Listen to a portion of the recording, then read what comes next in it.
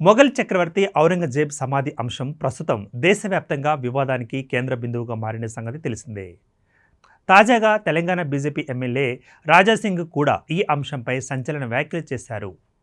ఔరంగజేబ్ సమాధిని కూల్చివేస్తామని, సముద్రంలో పడవేస్తామని ఆయన అన్నారు. అవసరమైతే మహారాష్ట్ర హిందువులకు మద్దతుగా తెలంగాణ హిందువులు వెళతారని చెప్పారు.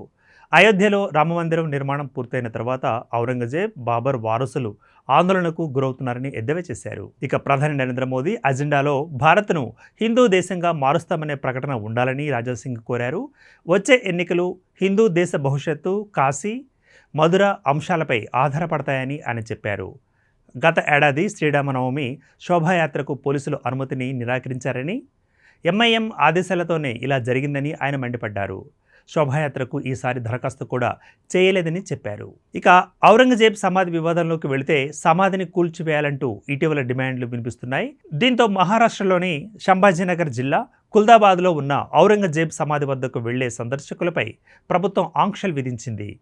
ఈ క్రమంలో అక్కడ చోటు చేసుకున్న ఘర్షణలు ఇతర ప్రాంతాలకు కూడా విస్తరించాయి. కొందరు వ్యక్తులు విధుల్లో ఉన్న మహిళా పోలీసు అధికారితో అసభ్యంగా ప్రవర్తించారు. నాగపూర్లో జరిగిన అల్లర్లకు సూత్రధారిగా భావిస్తున్న ఒక వ్యక్తిని అరెస్ట్ చేశారు.